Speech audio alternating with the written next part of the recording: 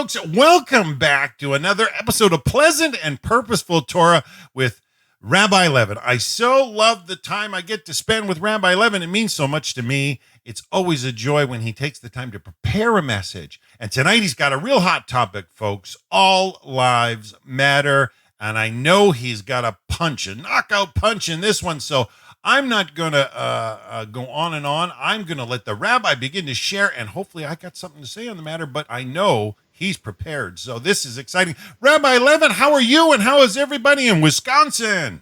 Hi, Dan. Good evening. I'm doing well, Baruch Hashem. Everything's well. People in Wisconsin, everyone's staying to themselves more or less, except for the protests. And that's really what I want to talk about tonight.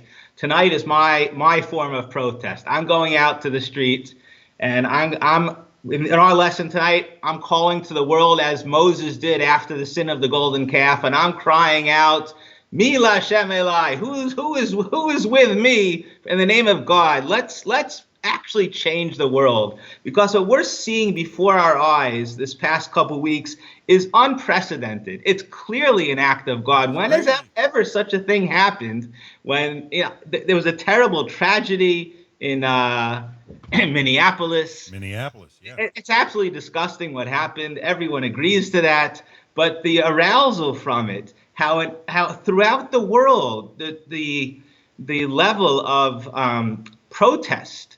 Life matters. Black life, all life matters, and we're all screaming about it. No more knees on the neck. We can't have that anymore.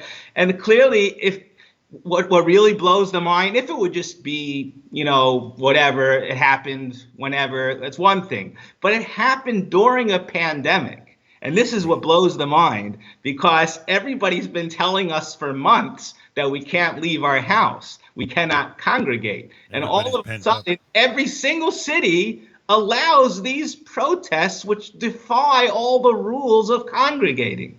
And the same exact mayors and governors who said you can't congregate, you can't, but over here it's okay for some reason. I'm not going into the hypocrisy, and it's not, that's not the point.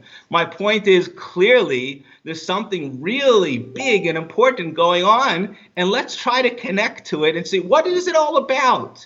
And my message tonight, Dan, and it might sound strange, but I honestly think this is the call from God to end Christianity. I would like I'm calling all Noachites, join me to put an end to Christianity. And I'm going to tell you what I mean. I'm not, it's not go out. It's a big topic, Rabbi, big topic. Of course, sounds exciting. Topic. Now, our tradition that the end of Christianity is not going to be a long-winded debate. No. It's not going to be arguing, which has been going on for thousands of years. The end of Christianity will happen like that, like a blink of an eye. And I'll refer you to the book of Obadiah. The book of Obadiah is easy to know which chapter. The whole book is one chapter. Obadiah. Obadiah, we say in English. So it says, where is this? It's in verse 18. It says that the end of days is what we're referring to. Beis Yaakov will be an Aish, there'll be a fire. Beis Yosef lahava, and the flame will come out from Joseph. And Esav will be like straw. It's just going to burn up in an instant. It will totally disintegrate all this powers of Christianity that's in the world. It will go away just like that.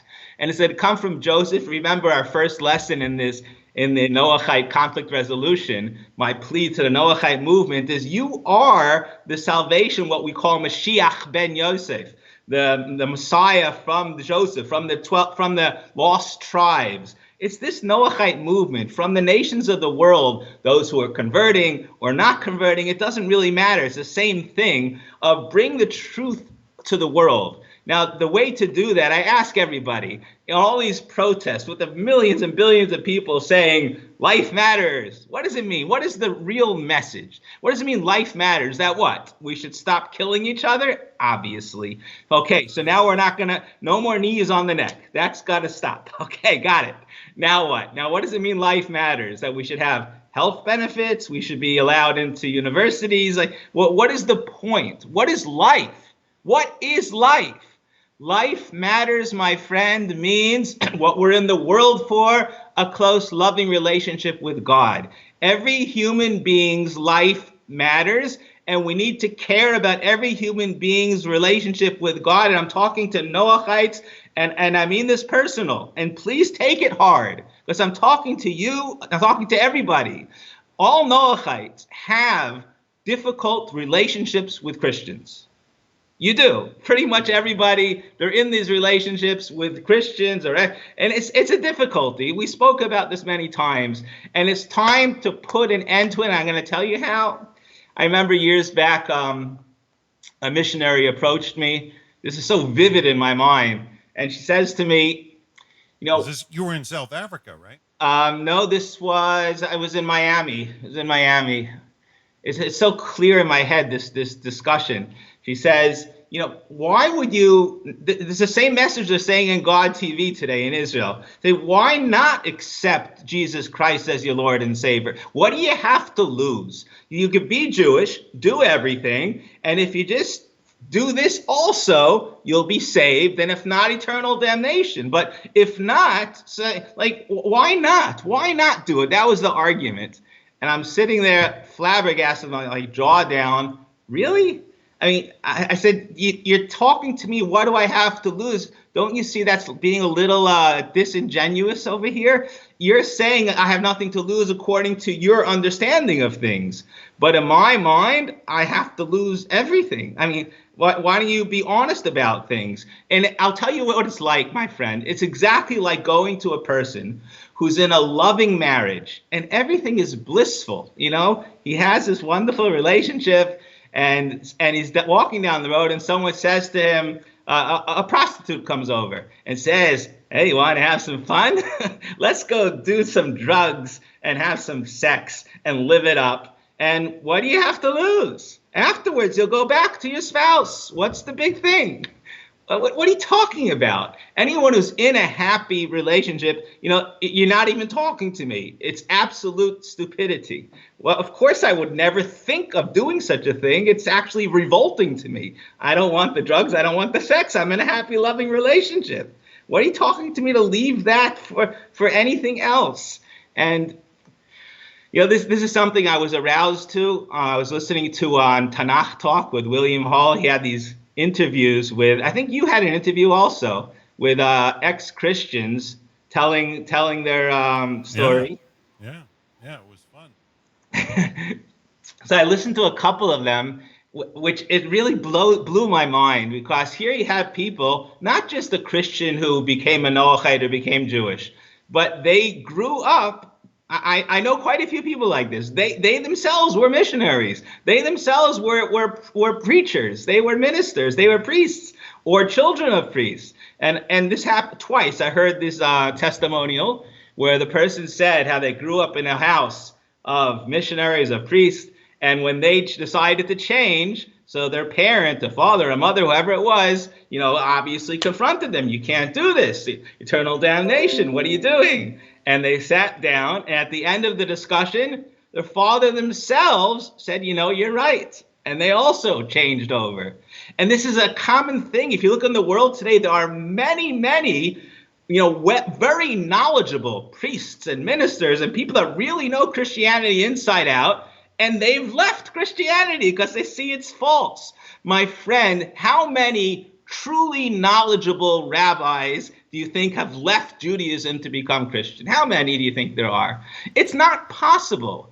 I remember another discussion I had with a missionary. I said this point to them, and they said it's not true. A lot of Jews, they knowledgeable Jews, they leave Judaism and become Christian. I can't be. It's not possible. I mean, if you even know Hebrew, I'm sure the Israelis, they won't take to this God TV. You read Hebrew, it can't be true. I mean, it says Zerah. That's not singular. It says Alma. That's not a virgin. I mean, they'll read the Hebrew. It's not true what they're saying. So how is it possible? So this missionary gave me a book as a present, a book.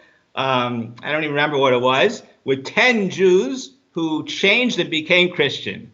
So I was taken aback. It can't be. And it's not like I had spare time on my hand, but I said this is important. I honestly want to know, how is it possible? And I read the book cover to cover, trying to find one honest truth seeker who said Judaism isn't true, Christianity is true.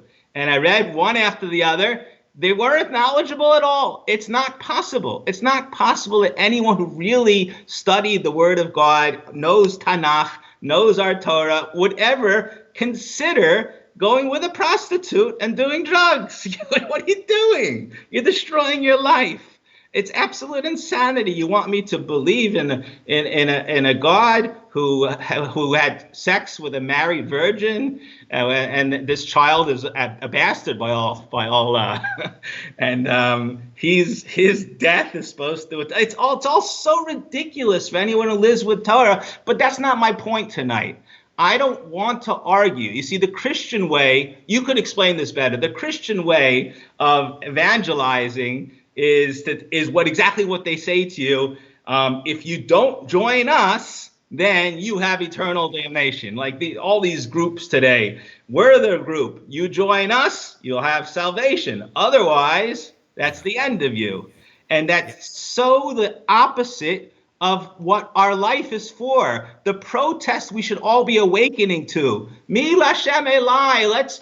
Let's care about the other person according to who they are. And I'm talking to each Noachite, to your heart. You have people in your life that you care about, and they're not living with God the right way. And you can affect them, and I'm going to tell you how right now. That's the point of tonight's lesson. And as soon as you do this, it will put an end to the insanity of Christianity. So, you ready? Well, Rabbi, let me just say, because this is a big topic, and the mind frames are so opposed to each other. Christians do believe they're reaching out to desperate, hurting people in need, and yet I've heard Rabbi Singer say they're preying on the weak.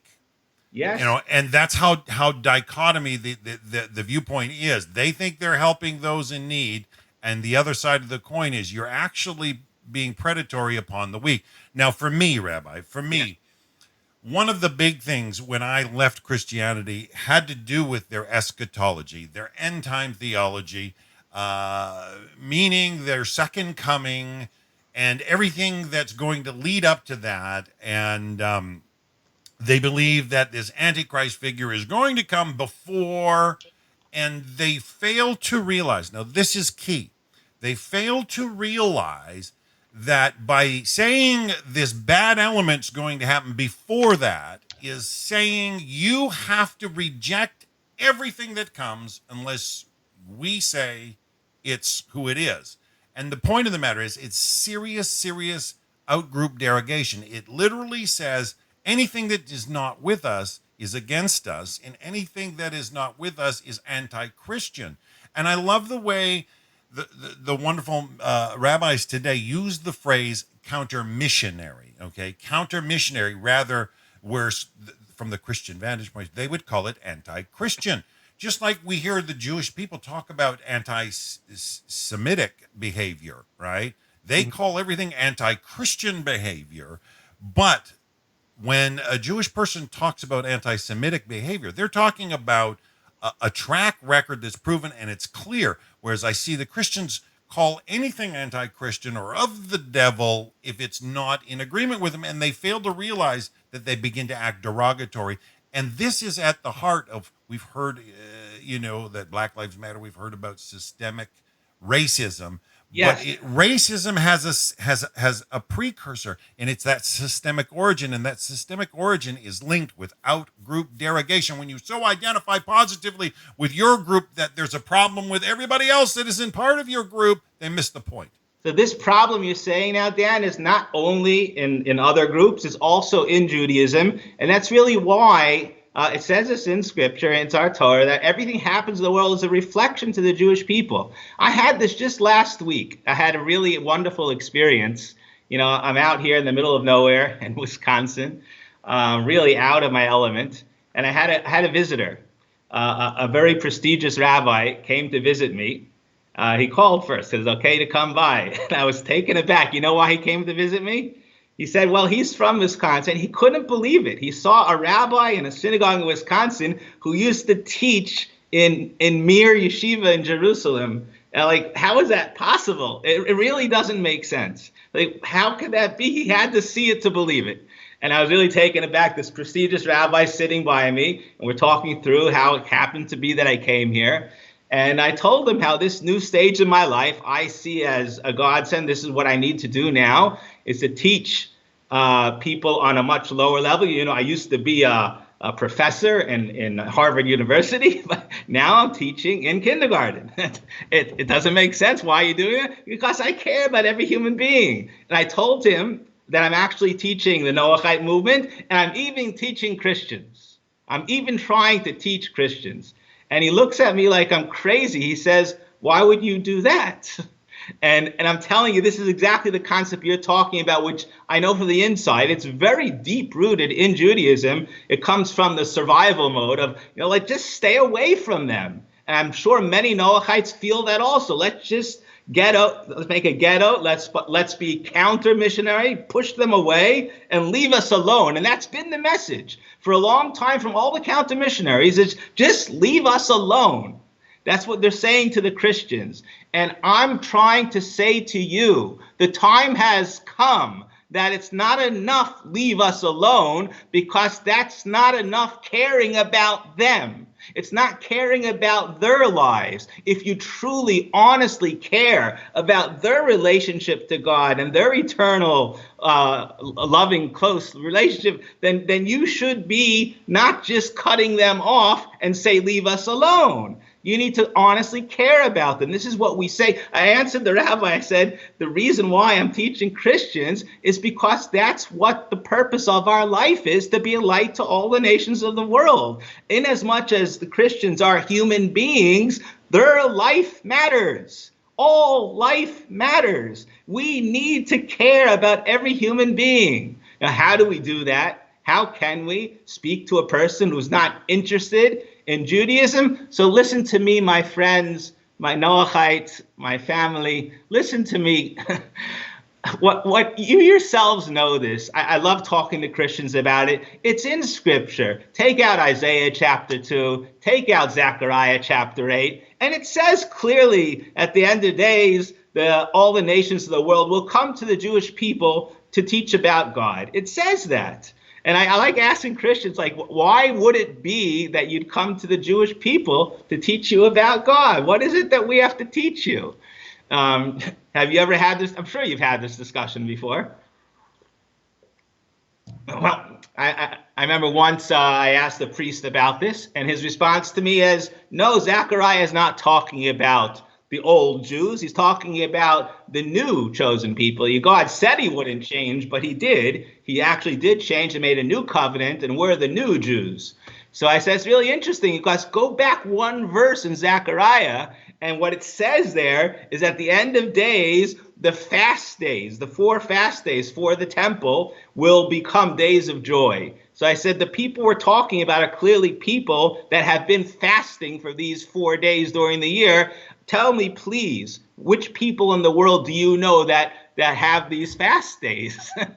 There's only one group. That's the righteous remnant of the Jewish people. That's what Zechariah is talking about. So there's no answer to this.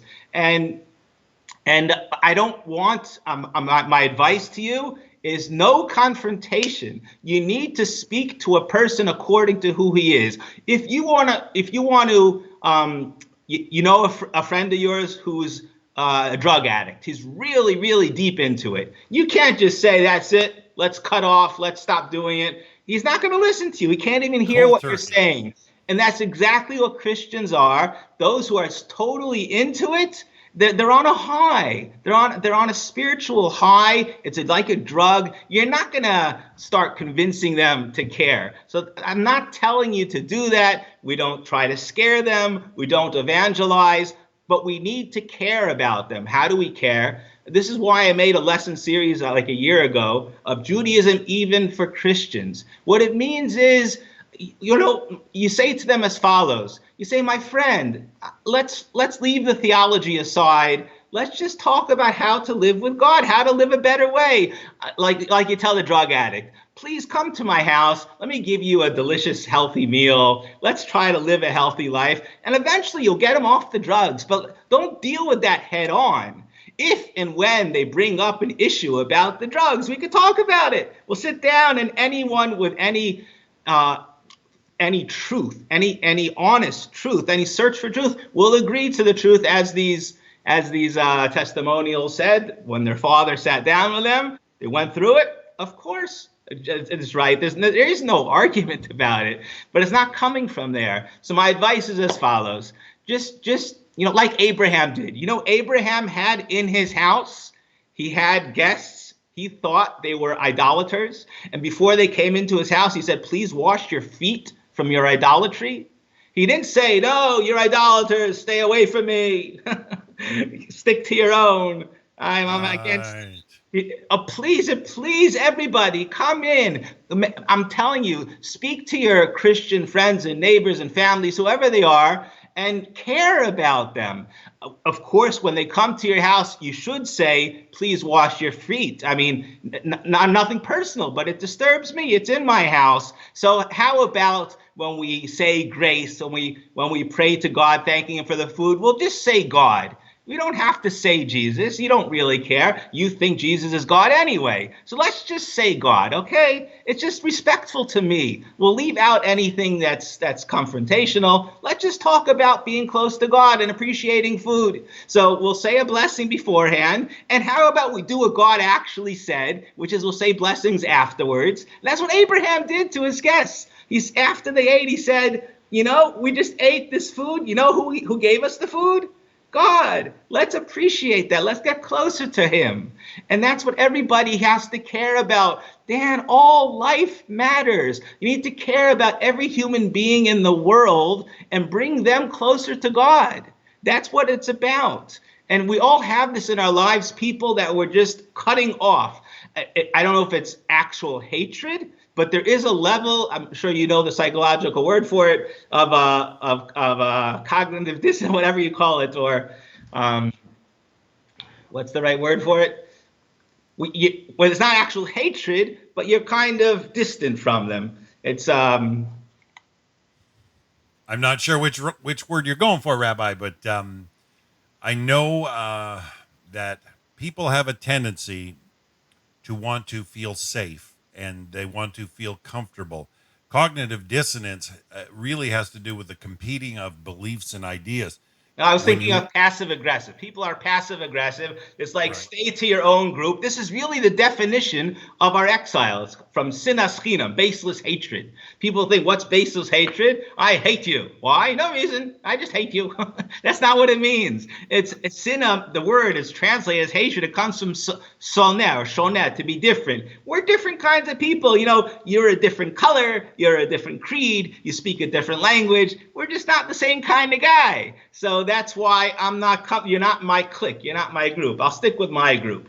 That, my friends, is called in Judaism baseless hatred. We don't do that. We care about, he's a human being. He's in God's image. It should be as important to you as any human being in the world. But Rabbi, I mean, I spent 32 years as an adult. Okay, from the time I was 18 to 50. I mean, I spent that much time as in Christianity, and all I can say is some of them are masters of subtlety. And the biggest example of a slight is telling you, well, we have to agree to disagree. Okay, as if there's an air of superiority by telling you we need to agree to disagree, when that really all they mean and imply is, I don't want to hear you anymore. They fail to see that for what it is, rather than agreeing and coming to terms in agreement. Right? They'll throw that agree to disagree with an air of superiority, and it's rude. Why are you talking about disagreeing? That's a separate topic about theology. Nobody could possibly disagree that we should appreciate what God gave us food. Tell me one Christian that will disagree with that.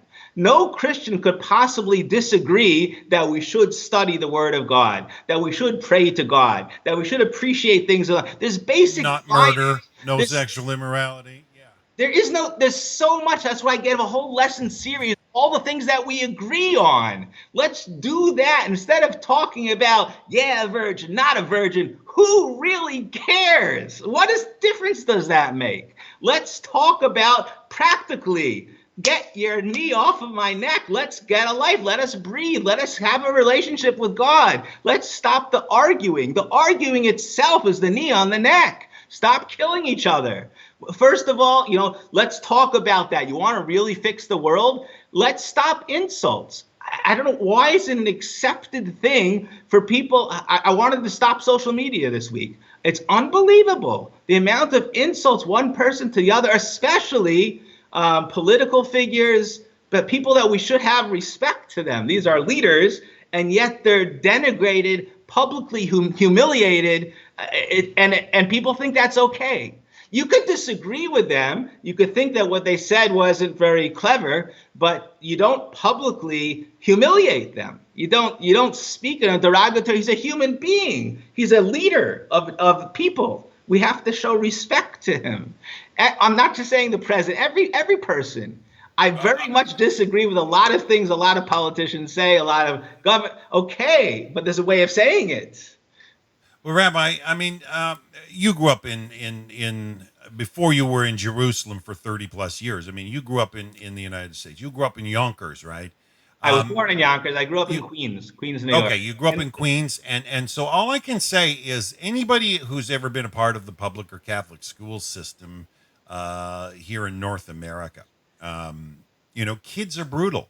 Teenagers are brutal. They get cliquey. They come together in little cliques as from a young age, and they start to act derogatory towards others. It's a maladaptive social psychological behavior that they do to reassure themselves that they're okay. Little girls will sit there and laugh at a boy that walks by because they're scared, and they keep them away. But that's exactly my point. What you're bringing out now is exactly my point. That's what we should all be working on. We're all killing each other. It could be not physical. You know what happened in Minneapolis? I don't mean to take away from the travesty what happened to George Floyd. That was disgusting. But equally disgusting, in my mind, maybe even more disgusting, if it's possible to say, is what this group of people did to the mayor of Minneapolis. They publicly humiliated him. He was talking to them, but they said, will you defund the police? He said no, and they all told him to leave, and they were cursing him. Get out of here. He's your mayor. How do you disrespect somebody publicly, humiliate him? And God tells us that's worse than killing him. It's as if they would have chopped up his body into pieces and thrown it out and celebrated. How disgusting is that? So my friends, this is what we need to talk to each other about. Not about virgin, not virgin. That's stupid. Let's talk about exactly what you said. When you go to school, don't make fun of another child. Let's teach our children. Let's teach ourselves first. The first is ourselves. Children don't do it on their own. It's as clear in our Torah. What a child says, they're getting from their parents. Parent, husband and wife, how many people call their spouse a name? How is that possible? I mean, we were under the canopy together. We exchanged wedding vows. You said you're going to love me forever, and then you called me a name? How is that possible? How do you utter a word that makes another person feel bad? I mean, you yourself claim to be a godly person, professing the word of God, and you act in the most ungodly way of hurting another human being. That is putting your knee on another person's neck. Everybody wake up. Let's talk about that. Let's talk about being godly people. Talk to your Christian neighbors about true godliness in life. How to eat, how to speak, how to behave with each other. We don't say slander on each other. We don't say any word that will make another human being feel bad. Here's the rule of thumb for life. Ready? Don't ever put anything in your mouth if it's not good for your body. And don't let anything ever come out of your mouth if it's not good for the person listening to it. We have to use, this is a verse in Proverbs, Chaim v'hamavis biyad Hashem. Life and death depends on your mouth. Use your mouth the right way. Put the good things in and the good things out. And things like this is what we need to talk about. You tell me one Christian that you can't talk to about these things.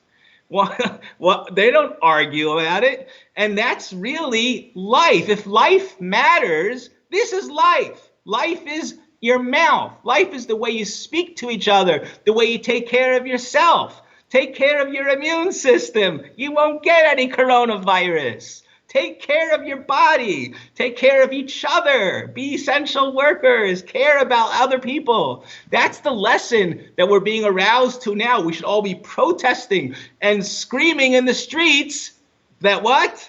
That we need to care about each other. No more bullying in school. That has to stop. The way it'll it magnifies. It does magnify as people get older. They start talking politics. They start talking religion. They're not happy with it, and then they start, this riotous behavior's gotta end, or what? You're going to end up with anarchy, and all I can say is Torah is secure. So that is the message. I believe this is coming from God, and it says this. The salvation will come from Noachites, from Joseph. That's where it will come, and it will come instantaneously, like the blink of an eye, and it's this mind shift of what everyone's screaming about. All life matters. Let's care about life. You know what that means? It means to stop putting your knee on each other's necks, which everybody's doing.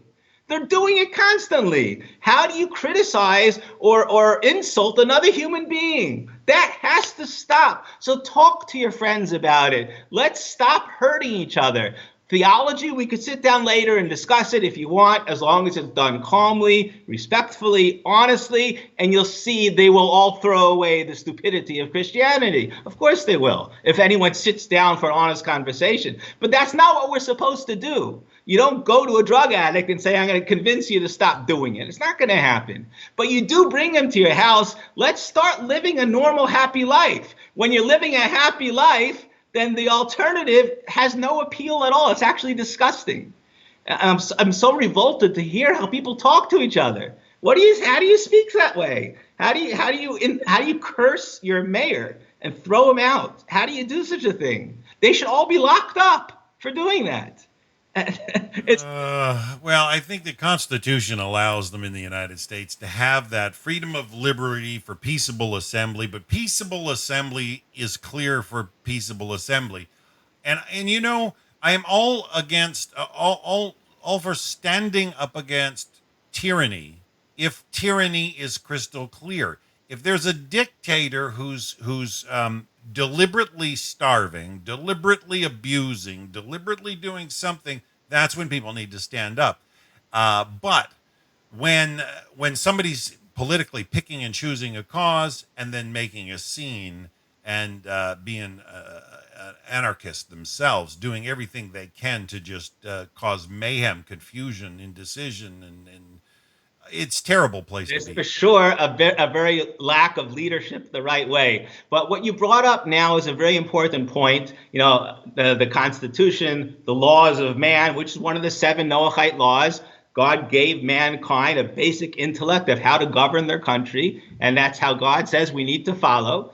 But even within the understanding of mankind, of freedom of speech, it doesn't mean all speech. You cannot have as you said, a peaceful protest. It has to be that people are speaking of caring and love, that all life matters. That's fine. Put up signs that life matters. That's fine. But to speak with hatred, to have hate speech, that's illegal. They should be locked up. Anybody who curses the mayor should be locked up. That's not okay. That is not okay. You can't have hate. You can't have a Nazi party marching in Skokie. That's not okay. Hate protest has to be stopped. We can't have hate speech. You could have freedom of speech, but not if the speech itself says no freedom of speech. If the speech itself is contrary to freedom, it's a hate speech, then it has to be stopped. Well, it's Yetzer Hara out of control at that point, is it not, Rabbi? Yes. So my call, I'm not going to change what happened. I'm not going to change the world, but I'm talking to people that really care. All Noachites, by definition, are truth seekers. That people have seen falsehood, looking to live the right way. And I call to you as Moses, and you need to know this. When Moses called to the Jewish people, Mi Lashem, who's going to be with me after the golden calf, it wasn't what it sounds like of let's kill and destroy. Actually, we are taught that Moses was the highest level of caring for other human beings.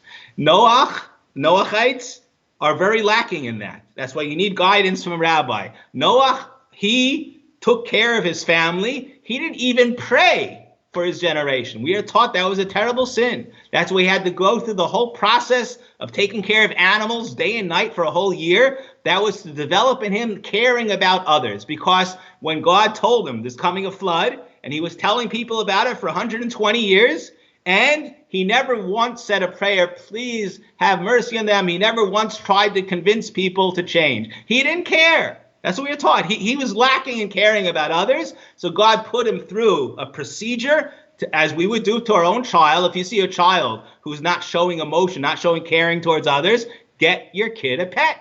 He should take care of others. That will develop loving feelings within him. So God was the first one to come up with that psychological procedure.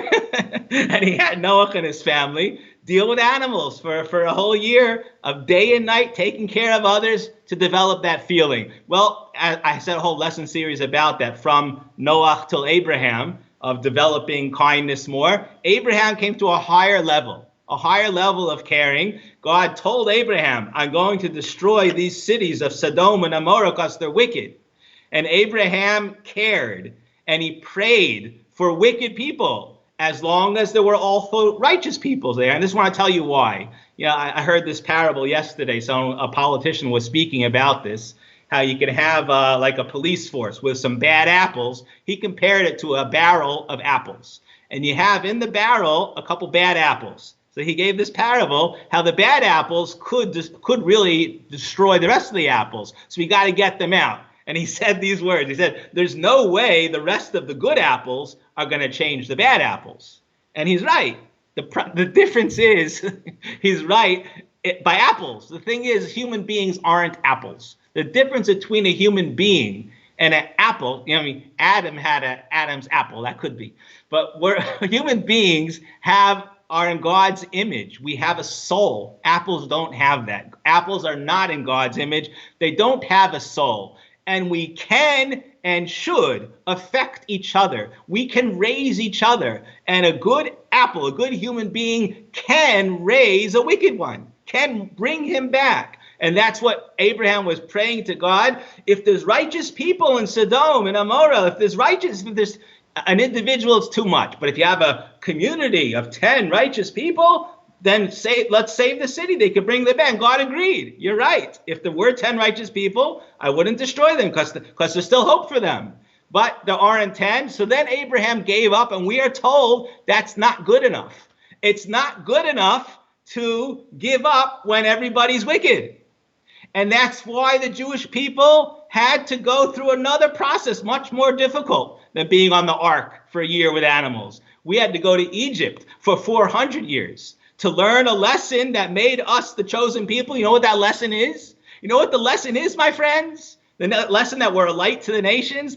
The lesson is what we're saying tonight, of caring about every human being. And our leader was Moses. The name Moshe means to bring out. Batya called him Moshe. She drew him out of the water. So if you know grammar, Hebrew grammar, drawing out of the water, his name should be Moshe, not Moshe. It should be Moshe. Why did she call him Moshe? We are taught this was a form of prophecy, because the purpose of his life was to draw others out, to help others, raise them up, people that are wicked, people that are lowly. And that's what Moses did during his childhood, during his teenage years. What did you do when you were a teenager? Moses went around. I don't want to repeat it. Moses went to all those who were suffering, the slaves, and he went to each and every one of them, and he cried with them, and he spoke to them, and he encouraged them, and he helped them feel better. That's what he did. It says this in Scripture. He went to everybody to encourage them. And then he had to run away. And what did he do? He was taking care of he's afterwards married Sipporah, but he was taking care of them and their sheep. He cared about everybody. That's who our leader was, Moses. He was the one who brought the Torah, the humblest of all men, the one who cared the most about all men. And you know where we saw this? After the sin of the golden calf. After the sin of the golden calf, God says to Moses, I'm going to destroy the whole Jewish people. We'll start fresh. So did Moses say like Noah? Did Moses say, okay, get rid of them like Noah said, get rid of the world, we'll start fresh?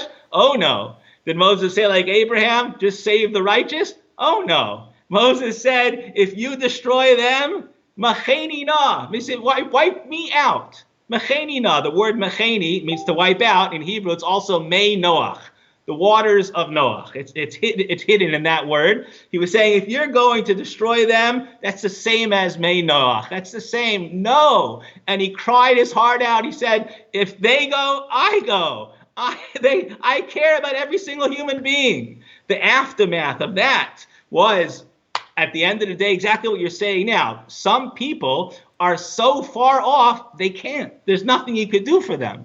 They're just so wicked and so blocked, there's no hope for them. And that's what Moses did. You have to see the context. He wasn't a zealot, let's go kill everybody who doesn't agree with us. No, he cared about every single human being. Don't kill anybody. But at the end of the day, if there are people that are so into their idolatry, they're beyond hope, then we have to, like you amputate the leg. You have to take out the bad out. They're affecting everybody. And that's what he's called out, and I'm calling out to you, Bnei Noach. Please, mi Lashem Elai, let's start caring about everybody who you can. The guidance from Hashem is if you are capable. And you could have an effect, which there are in all of our lives. There are countless people that you can have an effect on. You can bring them closer to God. I'm not talking about arguing in theology. That'll come down the road. I'm talking about helping them be closer to God in their lives. Together. Let's work together about speaking in a better way, about eating in a better way, about living in a more godly way. Let's work on that. Let's try to not insult each other. Let's try to see good in each other. Let everybody come together and work on that. Be more godly. That's what Moses did, and that's what the Jewish people were chosen to do. And in today's day and age, it's clearly an act of God. The whole world is rising up. All life matters. What life matters means is help every person get a life. What's a life? A life means take the knees off the neck. Life matters. Let people exist. Stop insulting them. Bring them closer to God. Yeah, Rabbi, that's so key. I just try to. I think that what a lot of protesters think they're doing, they think if they get some degree of oppression off them, that they're free to do whatever more they want. So many people treat the world like a buffet, and they can just select from this all-you-can-eat anything they want, and it's theirs to choose, and they shouldn't have any restrictions on them selecting this, selecting that, selecting this. The world in general doesn't have a Torah mindset. That's my point, Dan. I'm sorry to interrupt, but that's really my point, is that the people in the world, that's why I'm coming here tonight. The people in the world are similar to Noah or similar to other children. They don't even know what they're screaming about. They're all screaming, and we need to care about life. But how to do that? Well, that's what we're for. That's what the Jewish people are for. And I'm stepping into Moses' shoes, and I'm telling you what God's message is to the world. Everybody, wake up and care about every other human being's life. Be godly. Care about them. That means don't insult them. Don't put them down. Don't scare them. If you don't do like I do, then you're going to get eternal damnation. Stop doing that. Stop hurting people. Talk according to who they are and raise them up to be greater, godlier people. That's what we all need to be doing. That's the reform that it's God said. You're right. The protesters themselves don't know what they're saying. They're so confused. They want autonomy. So Rabbi, yes. Fear is such a monster with people, especially those that don't have their evil inclination under check. If they've been locked up for a long time, they're concerned. They've got inhibitions. They've got anxieties, and they're concerned, and and they're like time bombs ready to blow. What I've had the hardest time with, because I went right out as soon as the pandemic lockdown happened. I went right out and got a job in my community in essential services to try to be an effective part. Amazing. But the point of the matter is, I was instantly met by fearful people. Who are you? And we could get sick from you. Yes. And the fear starts to just emanate. And a lot of people have learned to do this role reversal and try to use fear as a shield when it's not designed for that. But I know if you corner a wild animal, it's going to attack. And that's what I see going on with a lot of these protests. Yes.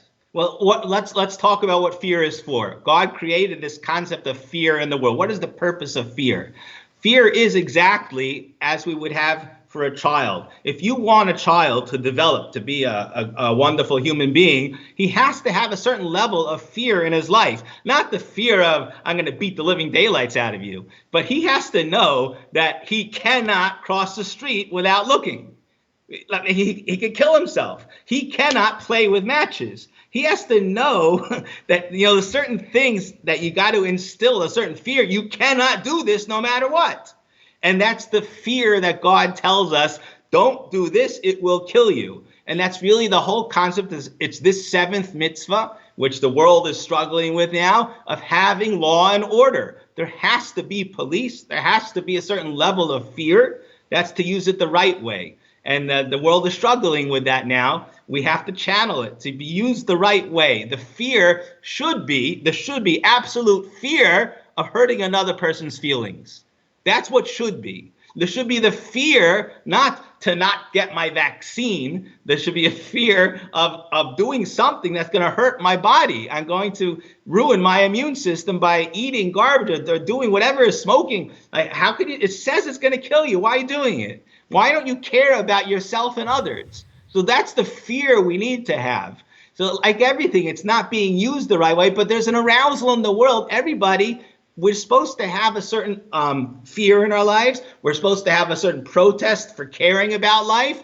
And as a religious Jew sharing the light of the Torah, I'm guiding you. What are these emotions supposed to be for? So we need to instill the right fear into others, but not the fear of eternal damnation. Fear of hurting yourself. My friends, you're hurting yourself and others. That's the opposite of godliness. Care about yourself. Care about your fellow man. That's the fear. We should be scared of hurting somebody. That should scare the living daylights out of you. Maybe I'll hurt somebody. One of our great leaders, Rabbi Karelitz, the Chazon Ish, he writes this. He says, to a truly righteous man, there is no greater pain he can experience in this world than hurting the feelings of another human being.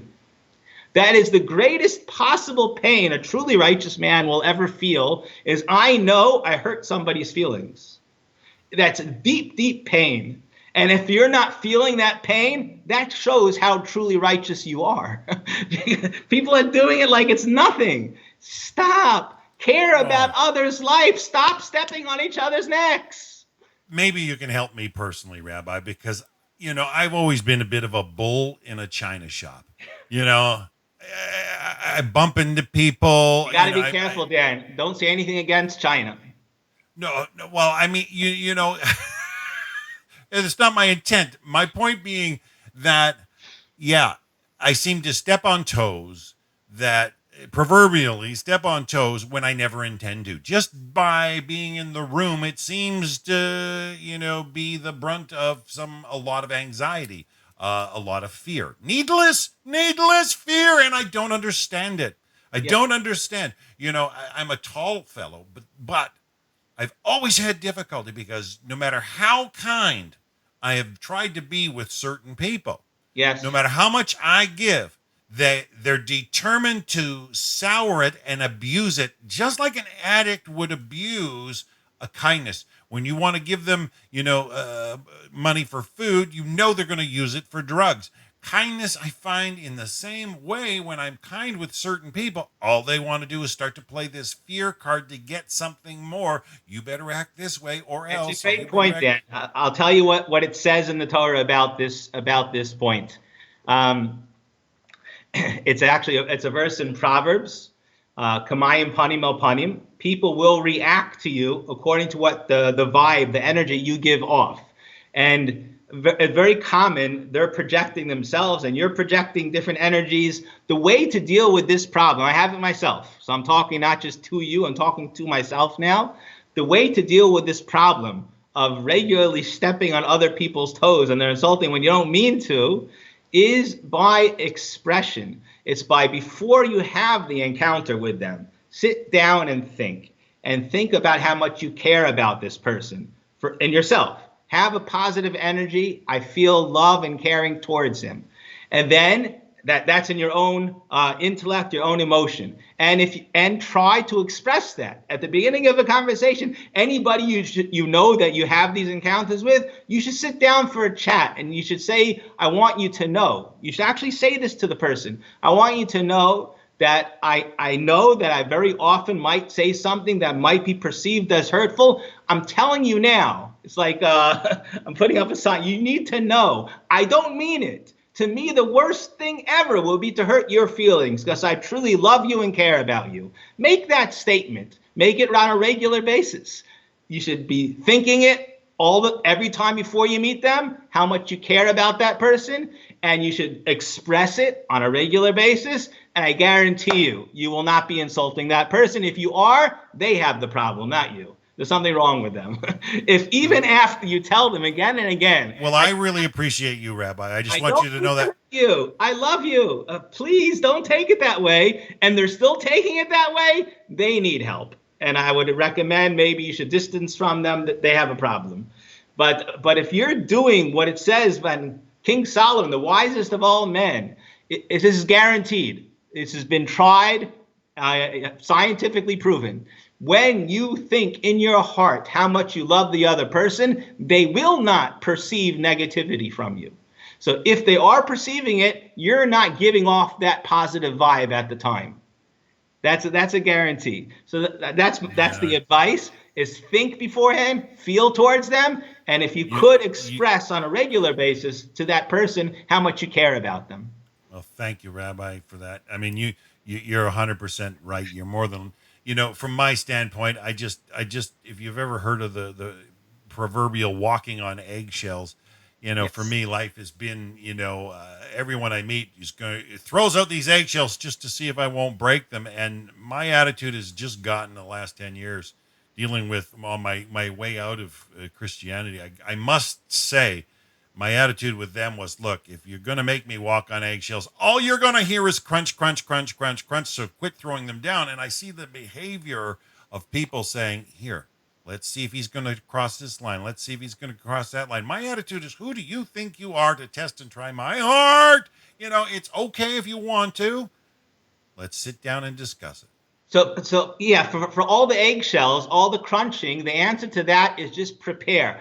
It's going to happen. Be prepared beforehand. What will I say? It's just studying for the test. Think it through. Which things end up with a crunch? And if you prepare for the test, you will succeed. If and when the person says this to you, what will you respond? And if you're prepared for it, then you'll do it. If you didn't prepare, you say, I'll wing it. I'll respond in a good way. No, you won't. You're not going, because emotion will take control. But if you prepare for your test, you'll do good on your test. So think it through beforehand.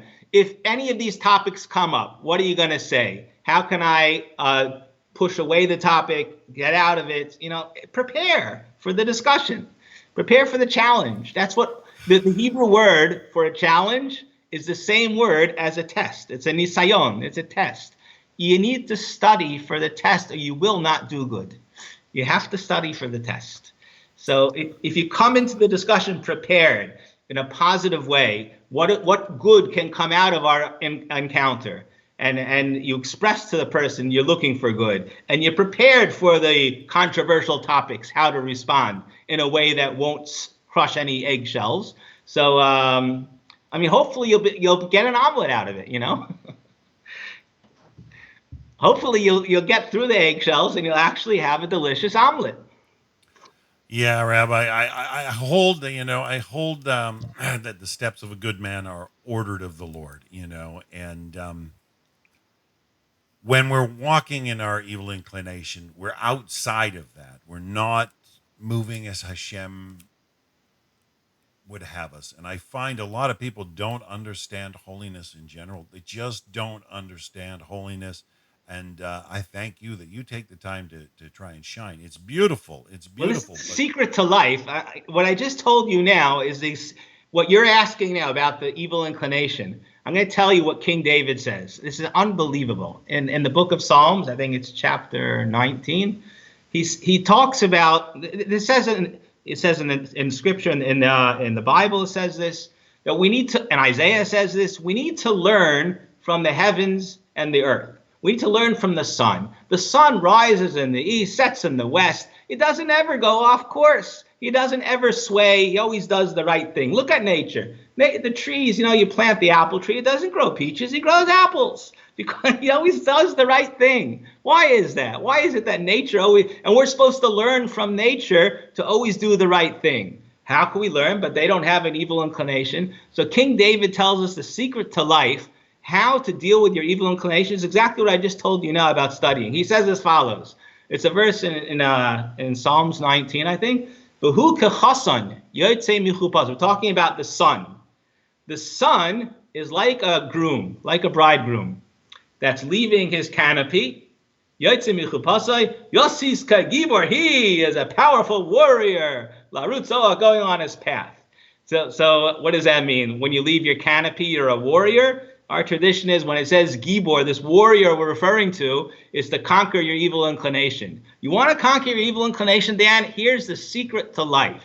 Think about a bridegroom leaving his canopy, going to his wedding ceremony. Imagine going over to that bridegroom while they're dancing by the wedding and you say, hey, my friend, you want to go do the town with me? Let's go have some fun.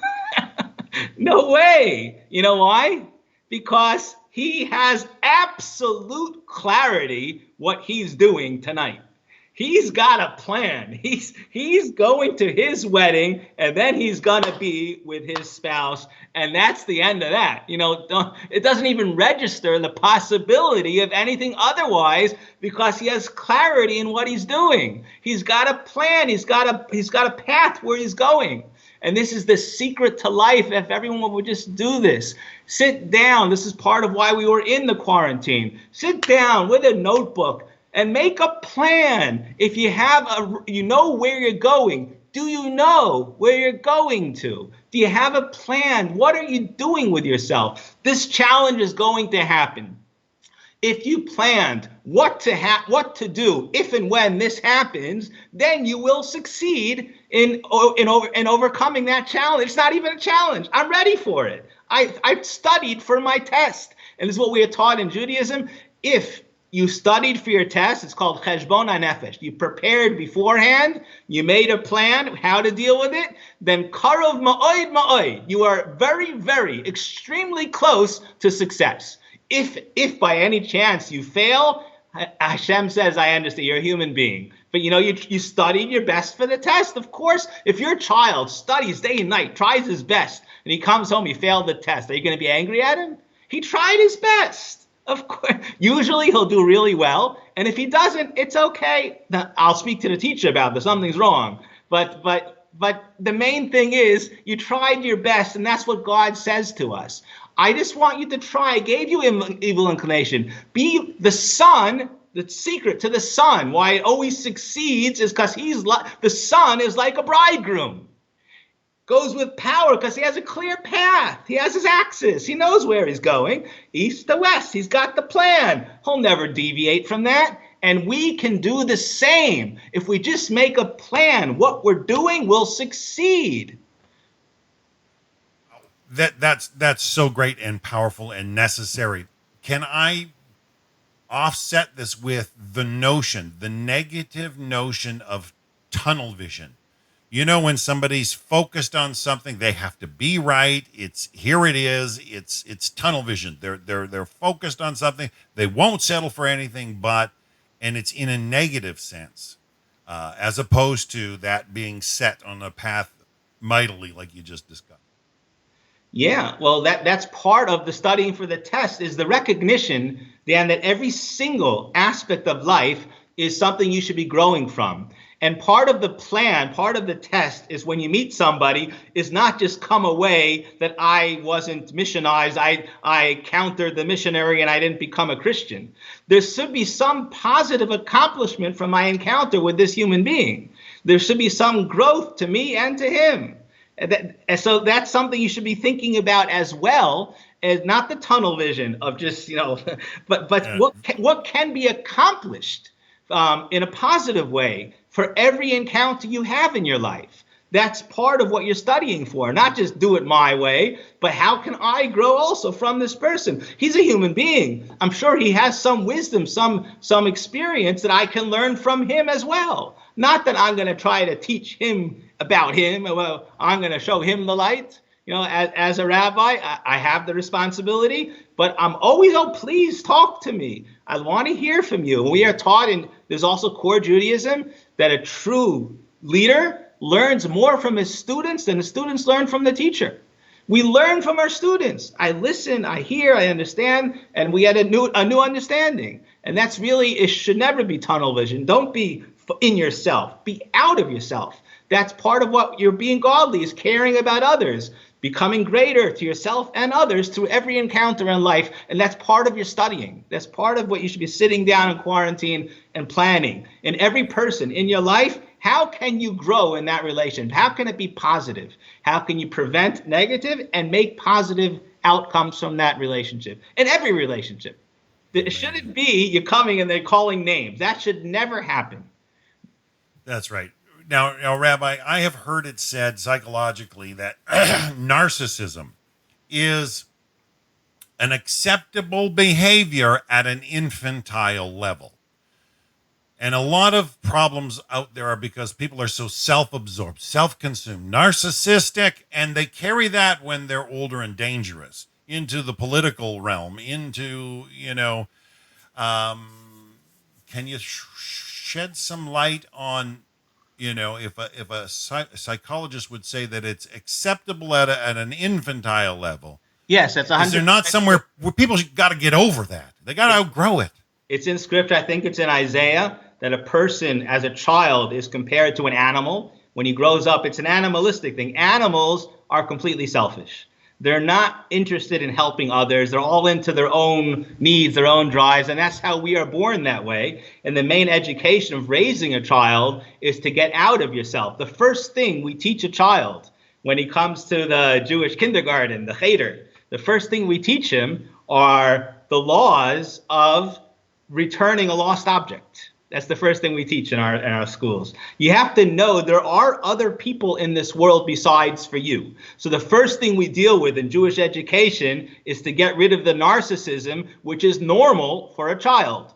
And people that aren't taught that there are other people in the world will grow up narcissistic, 100%. It is acceptable for children. That's in scripture, it's in Jewish custom, Jewish law, 100% true. So the way to deal with a narcissist, like a child or an adult that wasn't trained, is to first of all, he needs to feel that you're caring about him. It's all about him.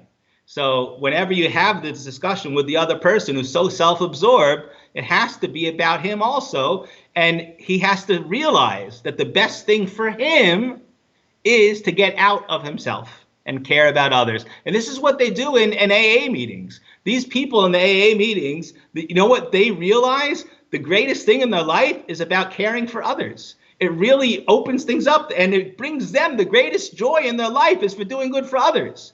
So for the narcissist needs to feel that and it's true, the best thing he can do for himself is to get out of himself and care about others. But it has to come in that context of caring for yourself, because that's all he cares about. Beautifully said. Let's face it, if they become teenagers and they become young adults and they're looting, that's all about themselves. They're caught up in the moment. They're looking for something to grab. They're being a blatant animal. That behavior's got to go. The mindset's got to be flushed. They got to get out of themselves. I love how you said that, Rabbi.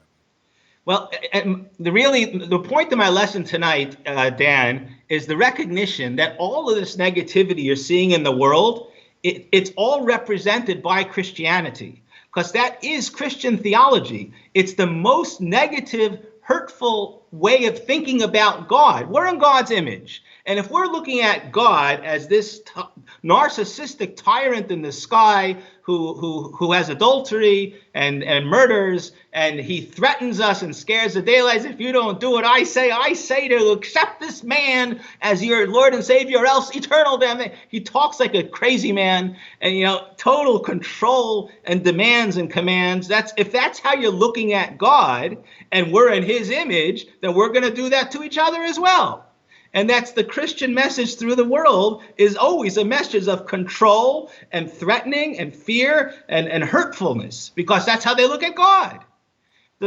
They have the banner of loving, but it's only loving if you're with us. Do what I say, or else I hate you and I'll kill you. Yeah, I understand where you're coming from, Rabbi. But in my time with level-headed Christians, those that might be in their upper echelons, those that might be a little more sane, and a little more bent towards, kindness and acts of hesed. I must say that in their, and I don't want to defend them in any way, I'm not defending idolatry in any way, shape, or form, but in their mindset, they don't view the Torah that way. They're actually trained in a frame of mind that says the law's impossible, right? The law's impossible, and so somebody had to overcome for sin to be redeemed. First they have the misconception of original sin, and then these laws which sort of made you right with God, but they were impossible. I'm so thankful you brought this up, Dan, about the laws. I want to tell you, I actually said a lesson about this, the same thing as tonight, the end of false religions. And I took it from this verse in John, which I think everyone knows, 3:16, John 3:16. You know that verse? Of course, yes. Yeah, rainbow head. So I really, that's the blink of an eye, because the way Christians, and it's also in Judaism, the way we're looking at the law, the 613 laws are commands and demands. And then Christianity says, forget all the commands and demands, just let's be loving, accept Jesus Christ, and everything's wonderful. So it sounds really nice, but it's really the drugs and the prostitute, because if that whole attitude is wrong, you see, you're looking at laws the wrong way. These laws are revelation from Sinai is the 613 are parallel, we've said this many times, are parallel to every part of our being. And they're all expressions of loving kindness from God. God says to us, I want to be with you in every single limb and every single sinew. Every part, there's 365, there's 248 limbs, 365 sinews, or there's 365 days of the year, there's 248 places in the world. All time and space and parts of your being, every part of you are ways to connect to God. If you really understand the truth of these laws, they're all pleasant and purposeful. I tell this to my kids all the time. If you're perceiving anything in Judaism as being difficult, some laws, a command, you have to do this or else, then you're not getting it. You're not understanding it. It's exactly like saying, this going to school, it's such a terrible thing, these commands and demands. I'm not allowed to run into the street without looking. All these rules. What is wrong with him? Don't you understand? It's all coming from absolute loving kindness. And every single law from God is loving kindness. Maimonides writes this, if you want to see it inside, he writes at the end of the laws of Tamura, that the laws of the Torah are l'sakin es hadeyos, to help to develop our intellect, to think the right way, l'sakin es hamaisim, to act the right way. They're all CBT. All of the Torah is CBT, to help us develop our cognitive behavioral therapy from God, how to be holier beings. If you'll understand what the law actually is, then it's absolutely beautiful. So that is the mistake of Christianity in a nutshell, is they're looking at the laws as the loving relationship as something commanding and demanding. That's what they're thinking of God, as a commander and demander. And their salvation from it is forget it all, which is be with the prostitute and the drugs, and it's lots of fun. My friends, it might be a high, it might be fun, but it's going to kill you. That's not life. Life is living with God in a high way in every single aspect of your being. That's 613, not 316. You're getting it backwards. But Rabbi, yeah, that's what protesters do themselves. I mean, they're out there, going against the notion that rules are out of line, and yeah, I'm not going to put a soft spin on the murder of somebody, especially if he's detained, and the overbearing, overdoing it, that crosses so many lines. But it doesn't mean throw it all law, and Of course, heaven forbid. law is good. Law is wonderful, but it has to be done the right way.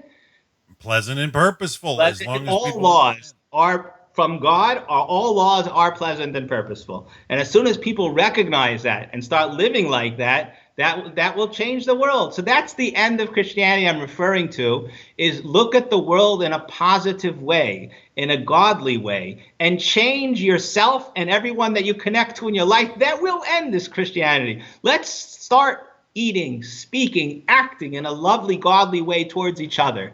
That will put an end to this insanity of control, criticism, threats, fear. That's not the way of life. So it starts with us. Let's change ourselves and connect to others. Share that light with everyone around you. And the fire, as it says in Ovadia, that will put an end to all of Christianity. Just like that, the fire will catch. Everyone will be on fire with godliness, and it will stop the insanity of the world. Just like that. Amen, amen, Rabbi. That is so beautiful. I find the whole purpose of teaching Torah, of learning Torah, is in order that we might perform and, know it, understand it, get it into your life and do it. And do it means, yeah, actually shine. And, you talked about the Rambam. One of, especially for B'nai Noach, because the Rambam is so intricate, but he was a wonderful physician, because you talked about healings today a little bit. Yes. And I found his book, The 8 Chapters, is something that's not overreaching for B'nai Noach. The 8 chapters of the Rambam, it's an introduction to another work, but he starts to talk in there about the soul, the nefesh, and And your healing. character, how to develop your character. Yeah, and I think you're right on that today, Rabbi. We can go for another 15 more minutes if you like, sir. If not, I do have another broadcast coming in 45 minutes, but I am willing to keep this open as long as you need. Nope. I've pretty much said what I had to say, but I invite everyone, please come to me if you need guidance. And this is a wake-up call. What happened in the world is from God, clearly. It's not normal. It's not logical. What happened is not logical. There was a tragic, terrible death, but for the world to react the way it reacted, that's from God. There's a wake-up call. Everybody become a Protestant. That means to protest. We have to protest this Catholic way of life.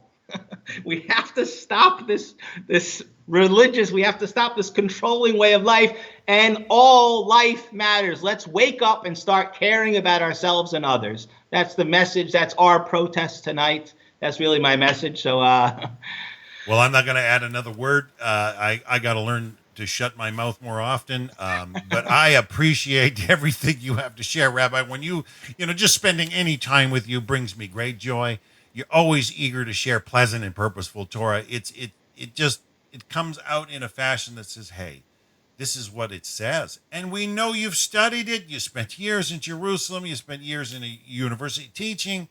And you know what? Don't you feel less than being up there in Wisconsin? I mean, if you said you had a prominent rabbi visit you up there, and he's just mind blown that a scholar of your caliber's well, up listen, in Wisconsin. I never would have had this lesson if I would still be in Jerusalem. I would never be doing this. So I really hope that things that I say, I know it has affected you, it has affected other people, and I hope this will spread like a fire. We can change the world. Please, everybody wake up, start being godlier, start caring. All life matters. Care about everybody, about the Christians, about your neighbors. Care about them being more godly, yourself and others, everyone in your life. Let's raise it up. Wow. All right. Outshine him, folks. That's what his message is, and I'm going to shut up and leave it at that. Hopefully we get to broadcast again soon. I leave it at your discretion, Rabbi, because, and I've kept this time slot just open for you. We've got another class coming up. We got our very own Noah Hyde, Cole Younger, in about 45 minutes out of That's right. Seattle. Now, this fellow's been helping out for 22 years. He's a Noah Hyde who's been helping out in synagogues, and he's learned the Hebrew language. He's going to do a Hebrew class for beginners, and it's going to be exciting because it's nice to see Noah Hides that are capable. We have an endorsement from his rabbi, his Chabad rabbi, and Rabbi Goldberg in Jerusalem has said, yeah, let's give it a shot and see where it goes. And the reality is, to see Noah Hyde, just start to step forward is a fulfillment of what you've been talking about today that we all can do en masse. And I just hope people would catch that spark and that flame and that fire and that light and let it shine from them properly, the Torah way.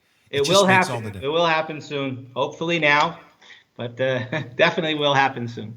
Well, I have this time slot on Thursday set aside for you, Rabbi, whenever you are willing to broadcast. It means a lot to me, but I know you're a very busy man. If it works for you, you let us know.